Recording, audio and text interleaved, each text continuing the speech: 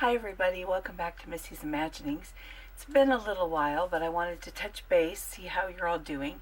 I hope you're doing well. I hope you're enduring being shut in a lot.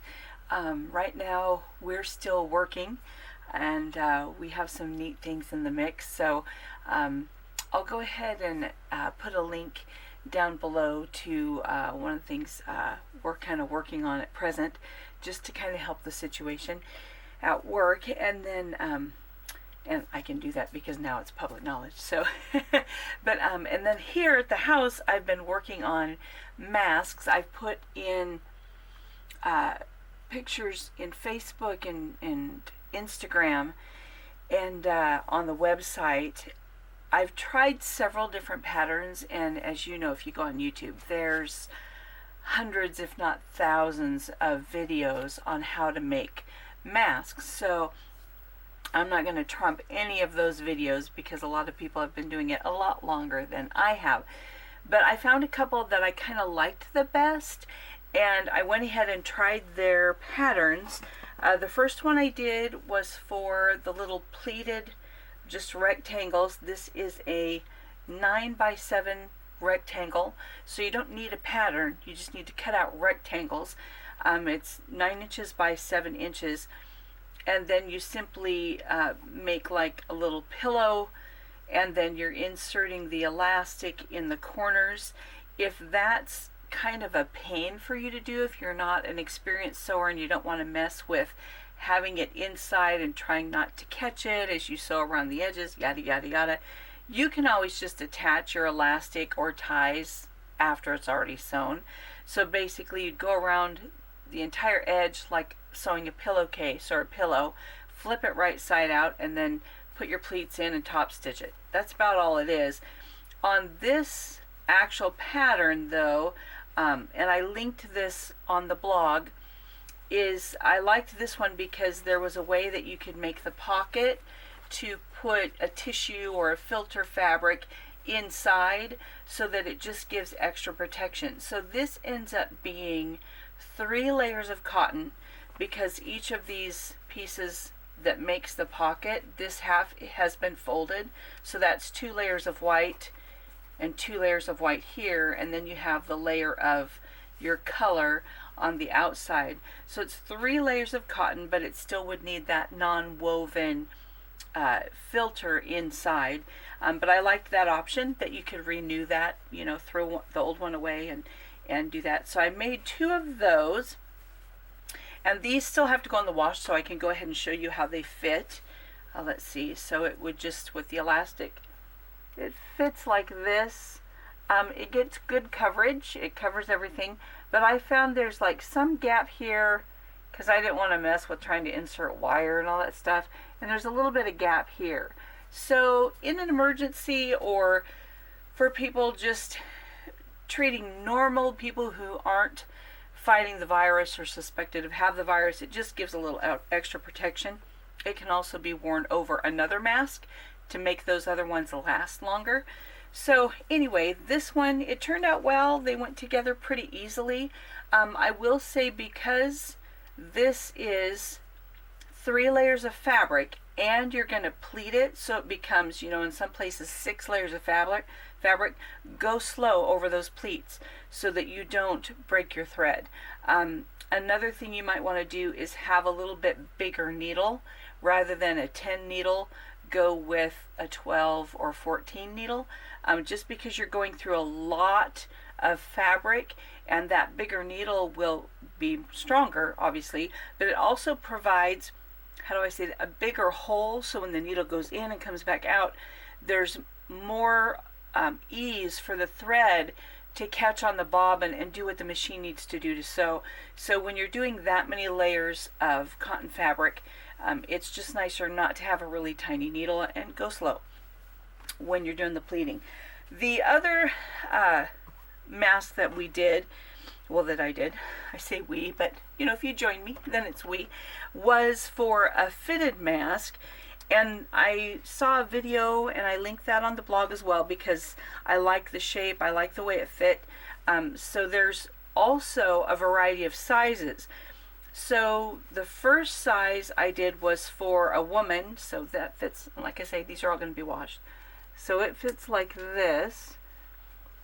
And what I found was it tends to hike up here under your eyes. And if you have it under your chin, it doesn't fully cover a nose. And then if you talk, it pulls off and on. So if you have a small face and a small nose, it's probably perfect. But for me, it just didn't really fit that well.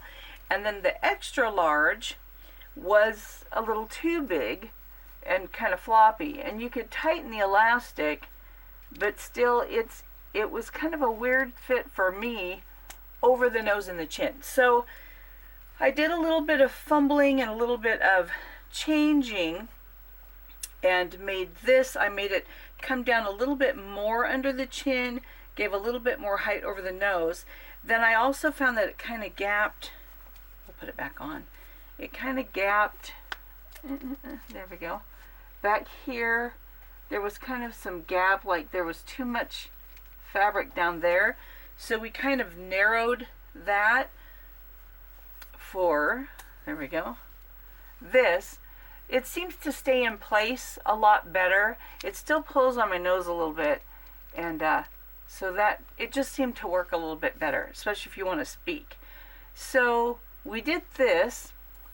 The other change I made to the pattern was I put a slit right here so that you could insert a filter fabric. These have a filter piece sewn into them, but just if you want another one, you can do that. But these slits are a little small.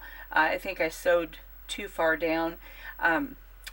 So then I saw another video that I really liked where this isn't sewn this way. So I liked it. It was a lot easier to put together. So I'll try to find that and link it below as well. Then, it's a lot of information, right? It is crazy. There's so much to sift through and decide. So we did make changes to the original pattern that I tried, just so that we liked it better. And then I posted my adjusted pattern on the website. I did find, like, to get this pattern, you kind of had to go through, although there's no charge, you had to go through like a purchase process where you have to go and put it in your cart and enter your email, and then the download is free, it's available. But a lot of people are not comfortable with that and don't like doing that. So I have put my pattern that I adjusted, and like I say, and this has even been changed one more time, to add just a little bit more room for the nose and keep that snug fit back here. My pattern is just, you click on a link and it opens a PDF. There's no other thing you have to input any of your information. You can just click, it'll open, and you can print. And I know a lot of people are more comfortable with that.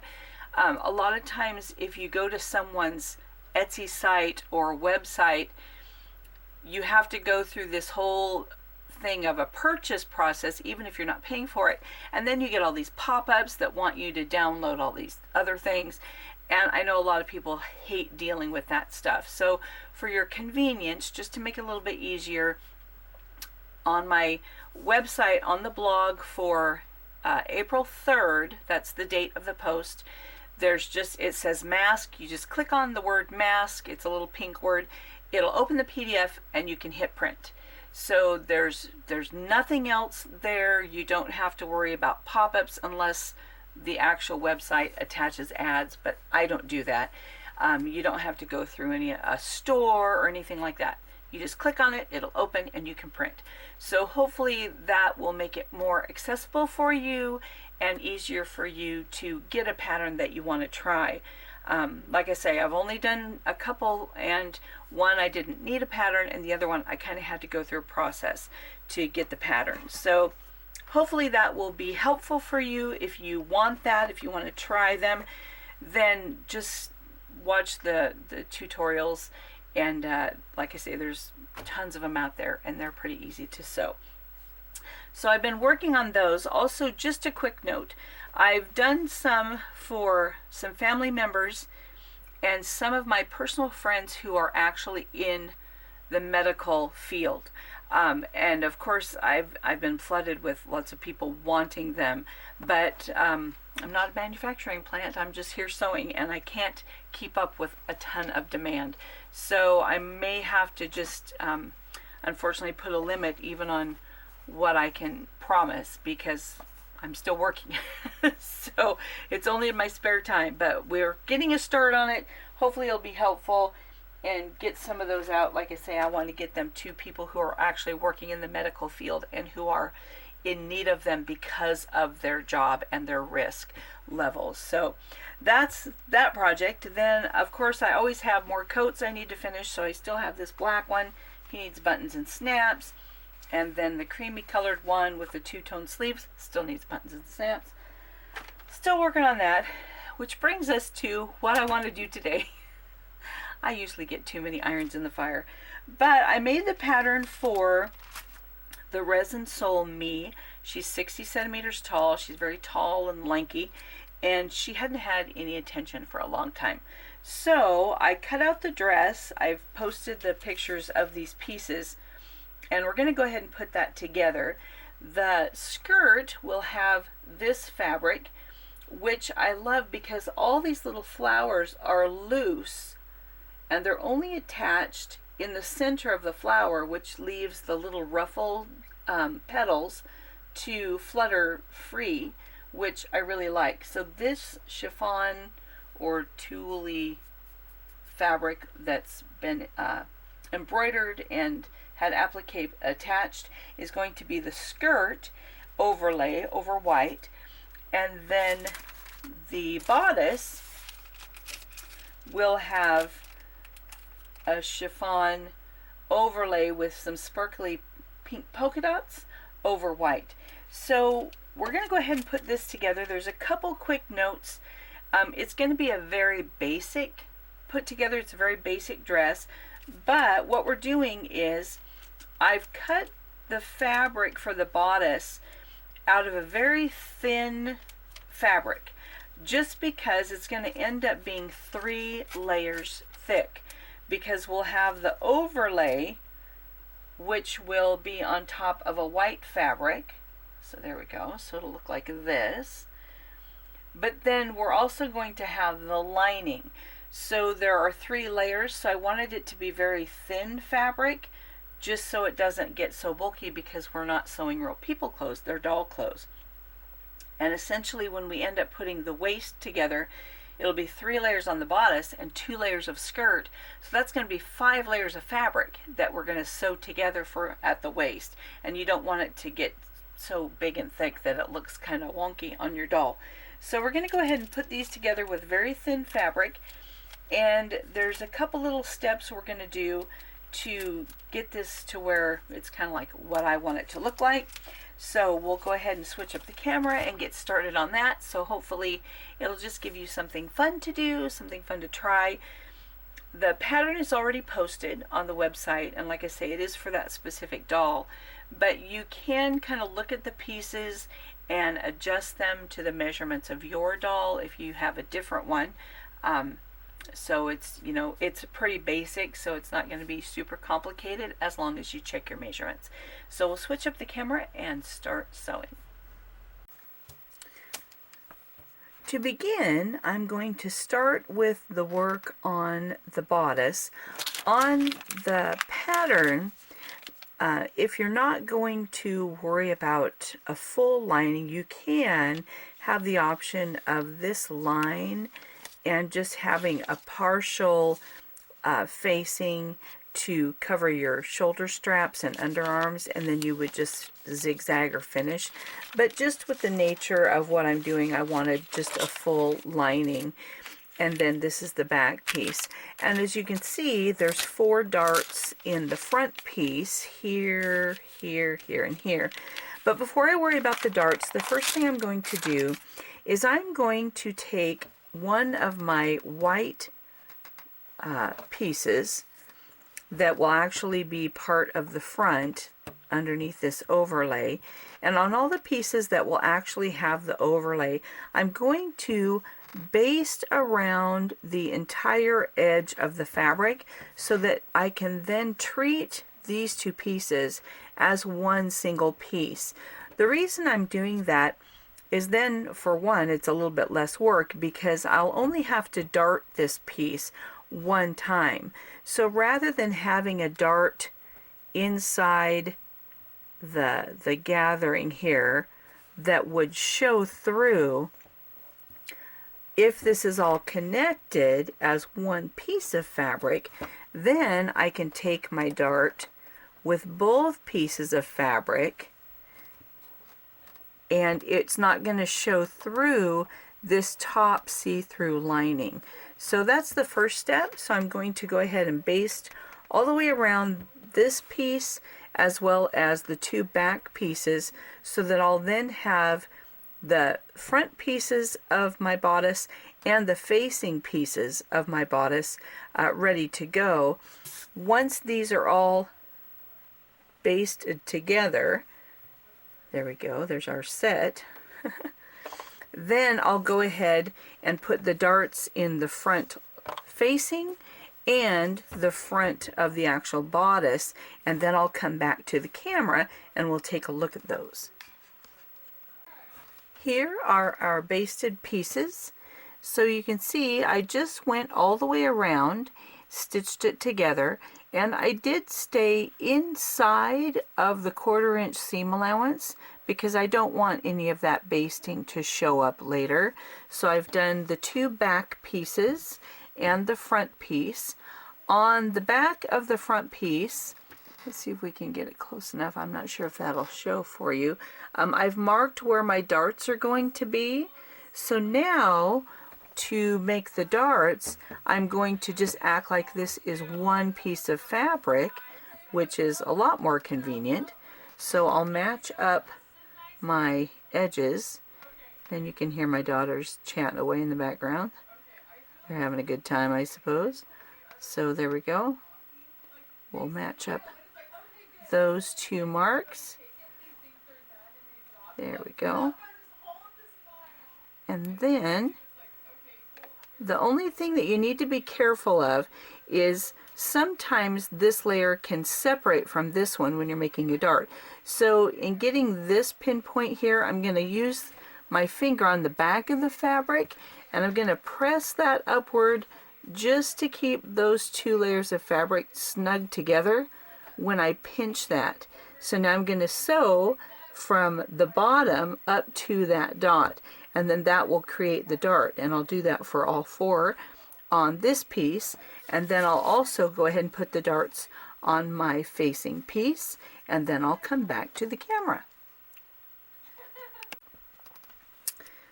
Now the darts are in place.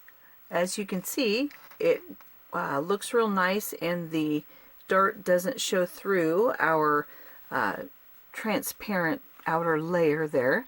So it looks real nice. And then here's the darts on the inside. So I went ahead and got those all put in, and I will go ahead and press those darts so that the darts up by the top of the bust will be pressed down. And then I always press darts towards the outside, so the darts here will be pressed that way. Some will always have you press them in, but I don't know, I just press them out. I might press them in, I don't know. In or out, I make them go the same way. The other thing that I like to do is here on the top of the neckline and the center of the neckline, as well as the center front, I put a little notch in the center, just because that'll make it easier when I'm matching up my pieces for my facing. So I did the same on the facing, on the neckline and the waistline.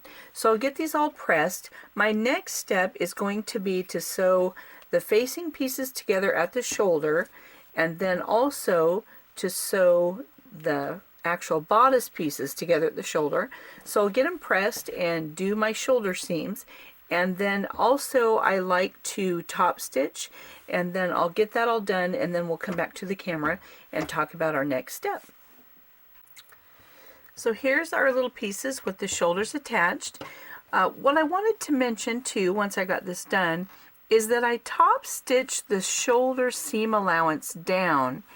And the reason I do this is because our next step is going to be putting right sides together with our facing and our actual bodice pieces. And we're going to stitch up the back from the waistline, up the back, around the neck, back down the back. And then on here, we're also going to stitch around the armholes. We're not going to do the side seams yet. We're just going to do the back around the neck and then around the armholes. But we'll need to be able to turn this right side out. And if you don't stitch this seam allowance down, it's really easy for the turning process to get very difficult because these little flaps of fabric get in the way, especially when we have a shoulder that's going to be very narrow once we sew it. And we've got to get all that fabric through there. So that's why I like to go ahead and stitch these shoulder seam allowances down, because it just helps it get flat and prevents things from catching when we're trying to turn that. So that's what we're going to do next. I'm going to match up the neckline here in the center and then match all my edges and just go ahead and with a 1/4 inch seam allowance, I can't even talk, a 1/4 inch seam allowance, go up the back, around the neck, down the back, and then do the armholes. Then the reason we don't do the side seams is because we're going to have to put that side seam together once we turn it. So that's our next step, and then I'll be back to the camera. Here are the pieces all put together.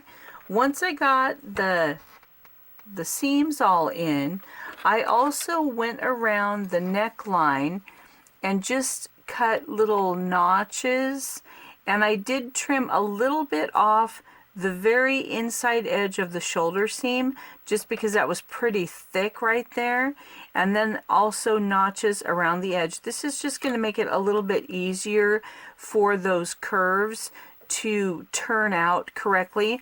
On the underarm, I didn't really make the notches, but I did cut little slits, so that will help as well. So the next thing we're going to do is, and then I was going to mention on this particular one, I did not trim. It might be easier if you trim the seam allowance to 1/8 edge, but because this fabric might tend to fray, I didn't want to trim so close to my seam because I don't want any chance of my seams coming open or fraying and coming apart, just because in order to turn it, it takes quite a bit of work, and I didn't want to risk any of my seams coming out. That's why I didn't trim any of these seam allowances down. I just put the notches in. So our next step is going to be to take the back pieces and we're going to funnel them right side or inside or however you want to say it through the shoulder seam. So I'm going to get just a little bit of the edge there and catch it in my little turning stick, and I'm going to feed that back inside the back, which I hope I'm saying that right, but if you imagine, here's the back, and so your stick can go in through there. So I'm going to take just a little bit of that right at the edge, and I'm going to start funneling that little bit around my stick in through the shoulder. And this is where it kind of becomes tricky because you sometimes have a hard time keeping a grip and funneling it through that very, very narrow channel. And so you kind of have to gently tug on both sides and hope that your stick doesn't come out of that little bit that you wrapped around it. So let's see if I can do this without tearing out anything. And I'm kind of bracing the stick against myself out of camera here, but there we go. And gently pull, there we go, and kind of funnel this down over the rest. And then as soon as I know that's going to poke out through the shoulder, then I can remove the stick because the stick just adds, bulk. So now it's a task of gently, gently, gently pulling that through so that you don't rip any of your seams, and hoping you don't get a big clog on the inside there. So we'll gently start pulling that fabric through because it gets a little bunched, because that's a very, very narrow shoulder seam, but it's getting there. So gently, gently, and I kind of keep turning it as I go, just doing a little bit at a time. There we go, and there we go. So there's our shoulder seam, and it's all pulled out. So now I can take the back and use my little turning tip there to kind of take that corner out. So there's the back piece, and then my shoulder strap, and then my underarm. There we go. Now let's see, we'll kind of line it up so it looks a little more like what it's going to look like. There we go. So that's one side, and now we'll go ahead and do the other side.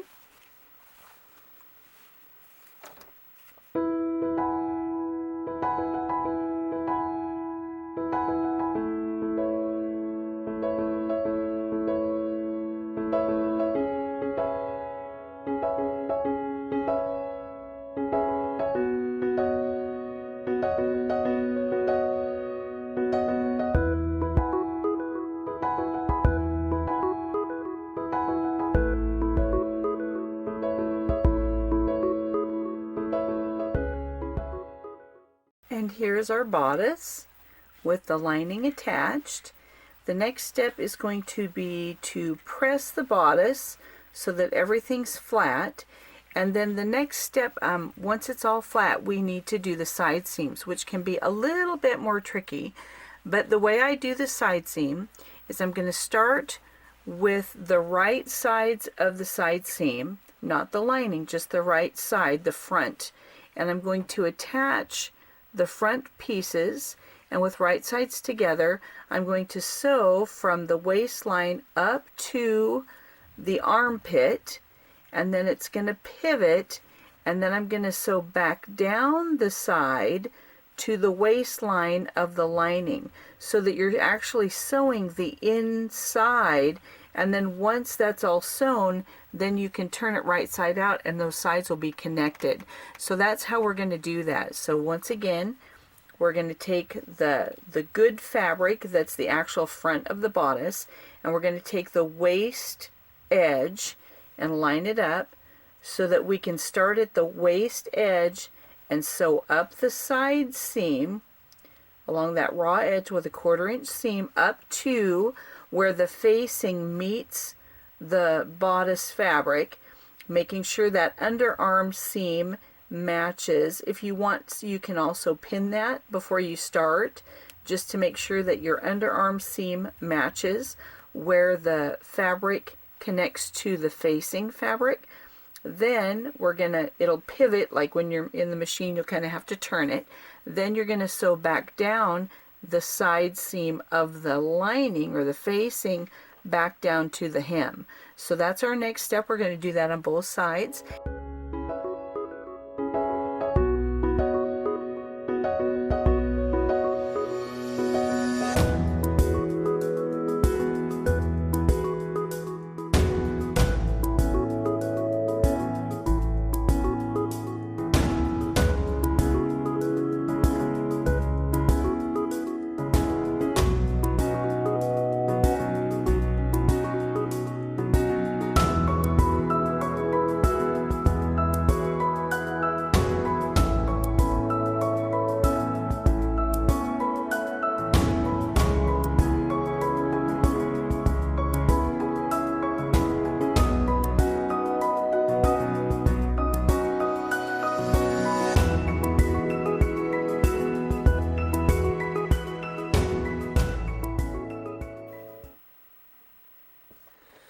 So here is the completed bodice.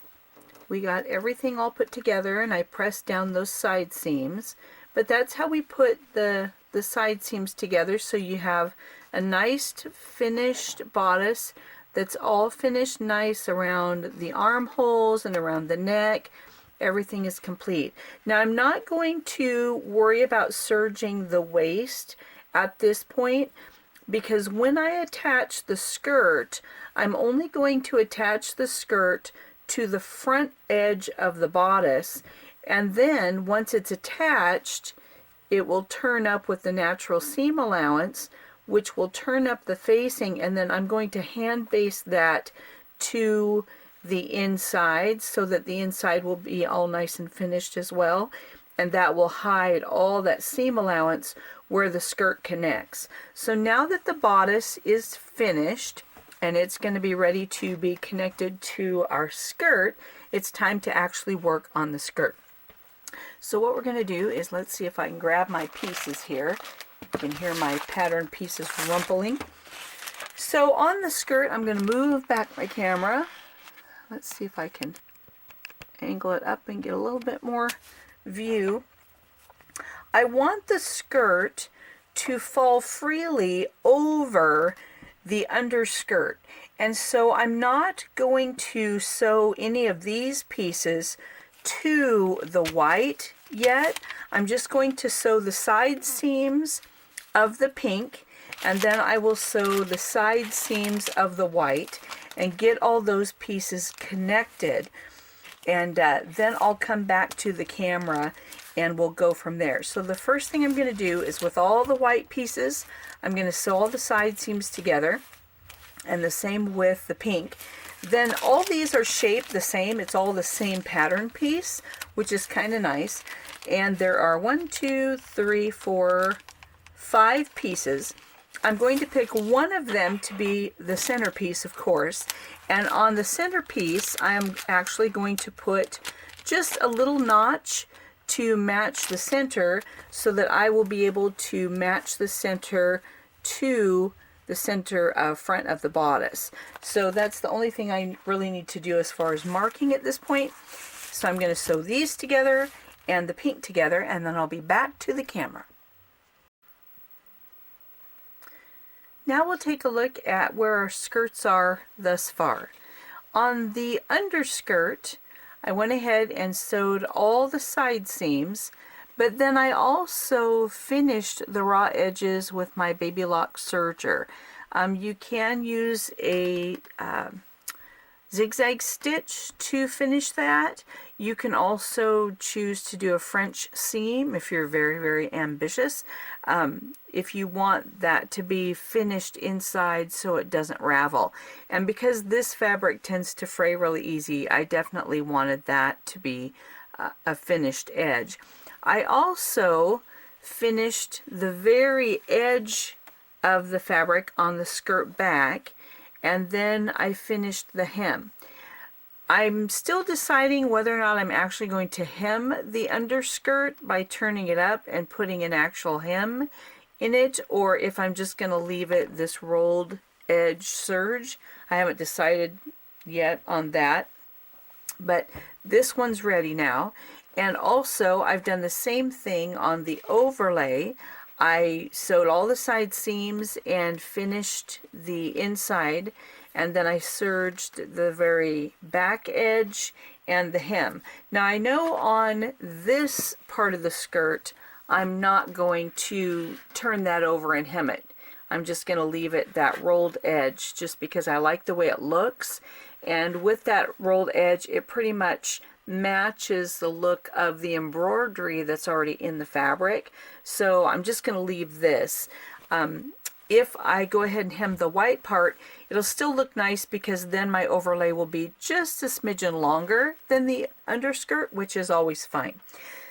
The next part I'm going to do is I'm going to, now a lot of people, if you don't want all your ruffles to be absolutely the same, a lot of people will baste these separately, but I don't really mind. So on the top edge, I'm going to baste these two pieces of fabric together, and I'm going to use a very long basting stitch, and I'm going to do 2 rows because I'm also going to be gathering this edge so that it will fit the measurement of this edge.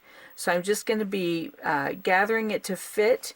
And then the other thing I'm going to do is I'm going to baste down about, probably 3 inches from the waist down the side, but I'm not going to connect the entire skirt because I want the overlay skirt to fall separately from the underlay skirt. So I'm only going to connect them on the actual waistline and then about 3 inches down for the center back, because that is going to be my opening to go over the bum of the doll. Because if I actually connect it as far up as the waistline in the skirt, this opening is far too small to let the doll's high knee go through there. So you need a bigger opening. So, but I don't want the entire skirt, basted together, because I don't want a seam connected in the back. So what I'll do is I'll baste about 3 inches down, and then once I connect the skirt to the bodice, I'll go back in and I'll take the white underlay and I'll sew the seam up to where it meets, and then I'll get it out of the way, and then I'll sew the pink seam of the pink overlay up that far, and then that way my two skirts will hang separately from one another, except where I want them together so that I can have that opening a little bit more finished and turned in, where that will connect and close in the back for actually putting the dress on the doll. So that's our next steps, is some basting, and just like I say, 3 inches up, I'll go up and then connect those after I get the basting done and get it fitted, just so that I have a nicer opening to put it on the doll. So it's coming together. I like the way this is looking just by overlapping here to get a view of that. So that's what we're going to do next.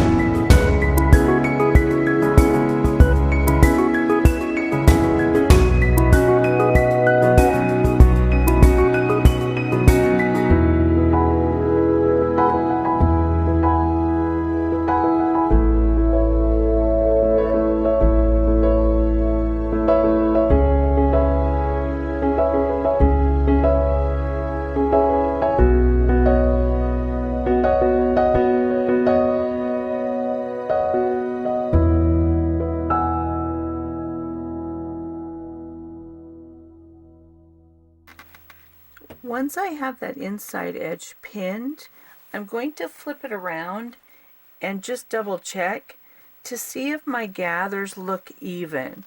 It looks like they are pretty even.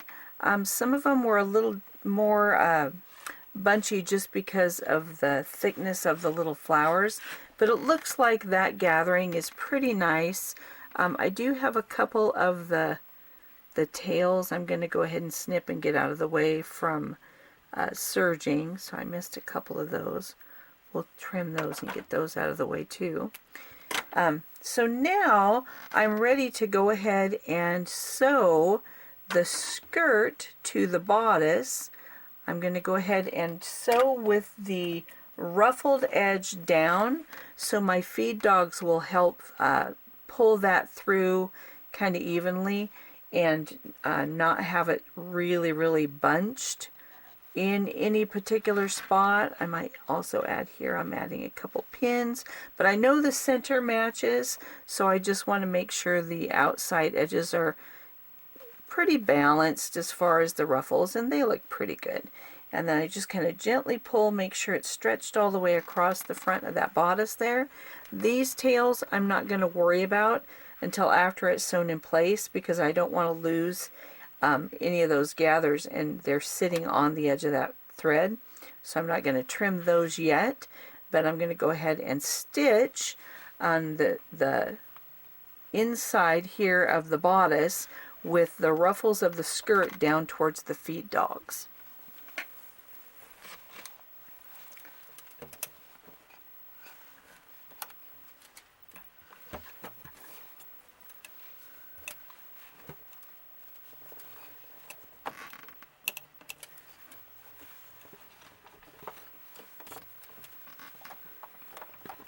And again, I'm being careful not to stitch on the lining or the facing of my bodice.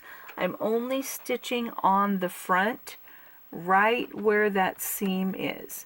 So I'm going to place my foot so my needle will sink directly where I want it. And there we go. And I'll do a back tack after I start here.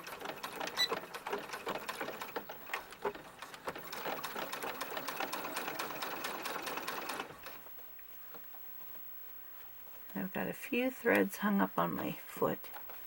Get that out of the way.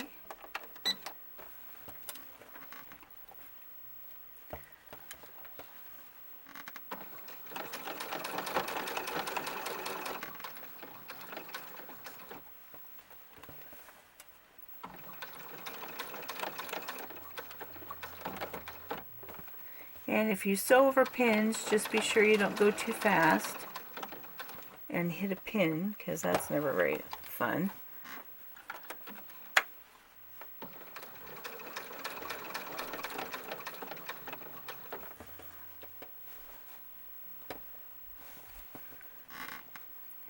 I'm kind of adjusting all my fabric from my bodice as I go. And now when I get to this edge, again, I'm only going to stitch to that seam that connects the lining and the bodice front, and I'm making sure that my skirt edge is matching there and looks like it's in good position. And since I'm going to do a little bit of back tacking, I'm taking out that pin.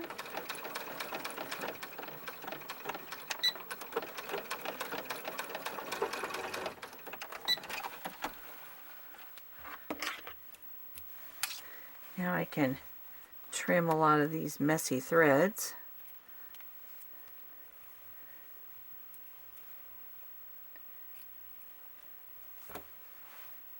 There's a lot of them.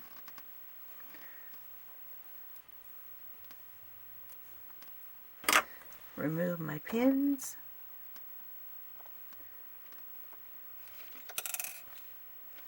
There we go. Okay. Now what happens is when I flip this up, there's the front of my dress. Now I do have a little bit of that basting that's showing, but because it's basting, all I have to do is I can grab the thread very carefully here go. And then go a little bit down farther. I'm being careful not to hit the tool. I only want the thread. And it looks like it's a... I can just pull it out. Oh, it looks like it's kind of caught back down here, the edge. Let's trim, cut down here. Looks like it might be sewn in at one spot.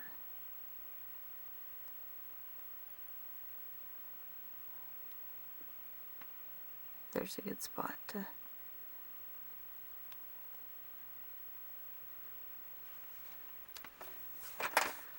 There we go.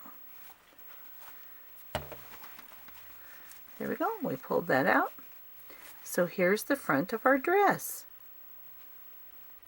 Now, this seam allowance and all that ruffly stuff, I'm going to fold this edge over and then close it down over the top, which will encase all of that seam allowance. So, and then hand baste that lining down, or slip stitch, there we go. So that will look like this. And now where I folded that, that gives me my nice edge here. So now that this is in place, I'm going to sew this down. Then I will take, as I said, with right sides together,